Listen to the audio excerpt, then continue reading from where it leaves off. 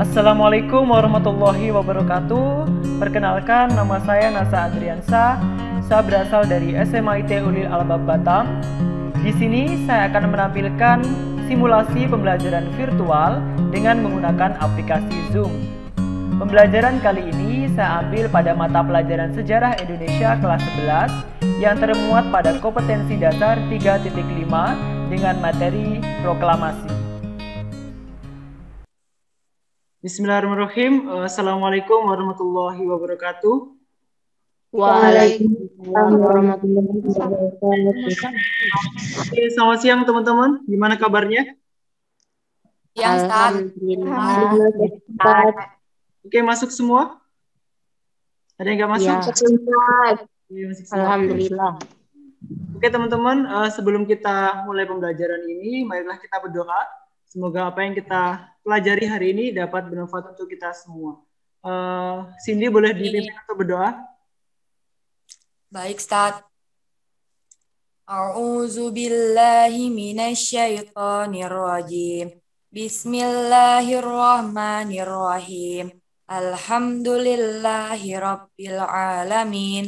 Arrahmanirrahim. Maliki yaumiddin. Iyyaka na'budu wa iyyaka nasta'in. Ihdinas siratal mustaqim. Siratal ladzina an'amta 'alaihim ghairil maghdubi 'alaihim waladdallin.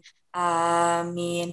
Rabbi shrah li sadri wa yassir li amri wahlul 'uqdatam min lisani yafqahu qawli. Amin. Shadaqallahul azim. Oke, syukron Cindy.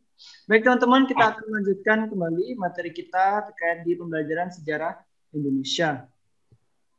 Oke, Ustadz punya gambar. Ada yang bisa tebak ini peristiwa apa? Pembacaan proklamasi. Pembacaan proklamasi. Oke ya, ini adalah salah satu peristiwa pembacaan teks proklamasi.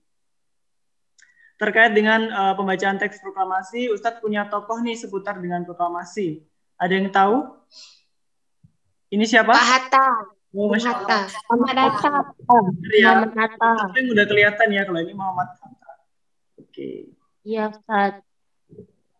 Oke teman-teman, hari ini kita akan membahas tokoh sekitar proklamasi dan fokus kita ada di Muhammad Hatta. Kemudian tujuan pembelajaran kita untuk hari ini ada dua. Yang pertama adalah teman-teman dapat mengetahui peran Muhammad Hatta pada saat peristiwa proklamasi. Kemudian teman-teman juga dapat menyimpulkan apa sih peran Muhammad Hatta pada saat peristiwa proklamasi. Jadi ada dua tujuan pembelajaran. Nah, sebelum kita mengetahui peran Muhammad Hatta, kita harus tahu dulu ya teman-teman, apa sih bagaimana identitas dari Muhammad Hatta atau biografinya gitu ya. Oke, nama lengkap beliau adalah Dr. Andes, honoris causa Dr. Andes Haji Muhammad Hatta. Kemudian beliau juga sering dipanggil sebagai Bung Hatta. Kemudian beliau beragama Islam dan tempat tanggal lahir berada di Bukit Tinggi 12 Agustus 1902. Beliau juga punya aktivitas ya dalam memperjuangkan kemerdekaan. Kemudian beliau merupakan organisatoris, kemudian aktivis politik, negarawan, proklamator, pelopor kooperasi. Ada yang tahu Bapak Koperasi Indonesia siapa? Pak Hatta. Ya, benar Pak Hatta. Jangan ragu-ragu ya, benar. Bagus. Oke. Kemudian beliau juga seorang wakil presiden pertama Republik Indonesia. Ini foto beliau. Oke, kita sudah mengenal sedikit tentang Bung Hatta atau Muhammad Hatta. Nah, teman-teman, kita juga akan mempelajari bagaimana sih alur peristiwa proklamasi sehingga kita tahu, teman-teman ya, bagaimana peran dari Muhammad Hatta. Oke, Ustadz punya gambar. Ada yang tahu nih gambar apa? Bom Hiroshima Nagasaki. Nagasaki. Oke ya, ini adalah peristiwa bom Hiroshima dan Nagasaki pada 6 dan 9 Agustus 1945. Setelah peristiwa bom Hiroshima dan Nagasaki, ada peristiwa ini teman-teman. Ada yang tahu nih gambar apa? Jepang kepada sekutu. Penyerahan Jepang terhadap sekutu. Oke, benar ya. Ini adalah peristiwa Jepang menyerah kepada sekutu. Tuh. Setelah Jepang menyerah kepada sekutu, ternyata golongan muda di Indonesia itu sudah mendengar teman-teman berita tentang kekalahan Jepang. Sehingga golongan muda ini pengen segera memproklamasikan kemerdekaan. Tapi ternyata golongan tua ingin menunggu teman-teman. Sehingga terjadilah perbedaan pendapat ya antara golongan tua dan golongan muda. Kemudian golongan muda ini teman-teman menculik Soekarno dan Hatta atau golongan tua ke, ada yang tahu nih tempat mana? Ya, benar sekali. Golongan muda ini membawa Soekarno dan Hatta ke Rengas Dengklok.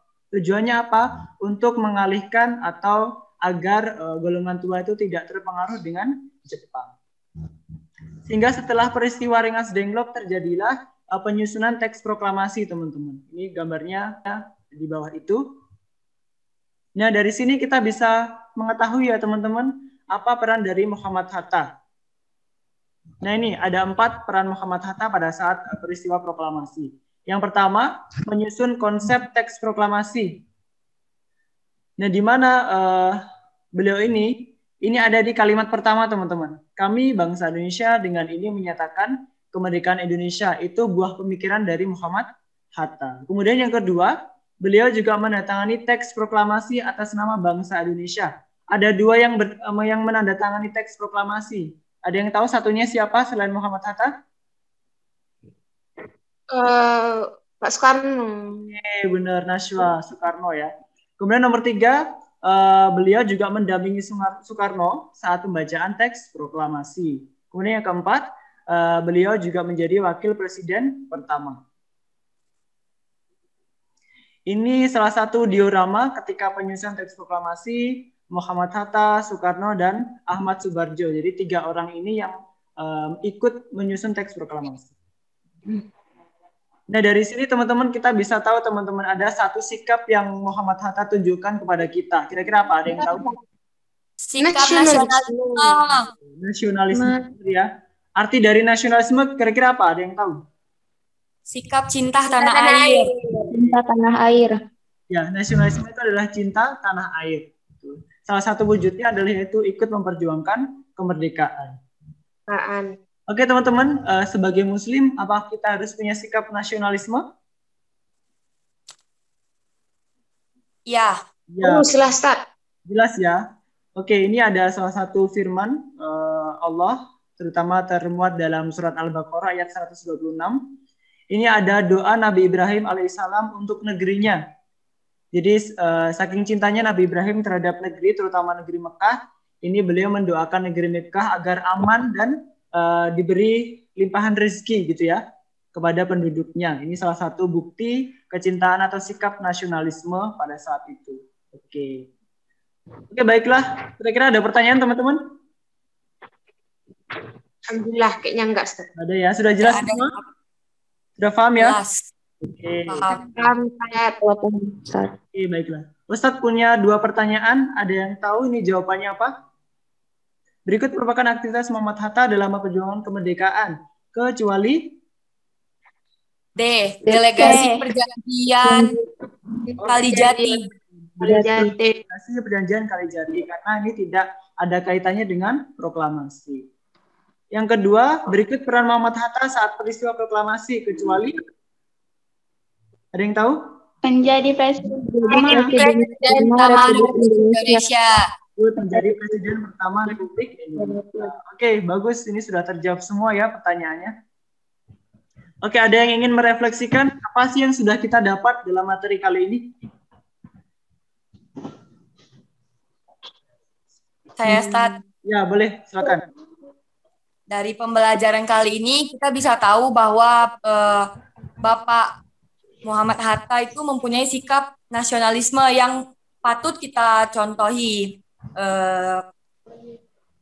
dan terapkan di kehidupan sehari-hari. Terima kasih. Ya, baik. Itu ya benar ya Cindy, dan ini juga untuk pelajaran untuk kita semua bahwa kita punya yang namanya cinta tanah air atau sikap nasionalis.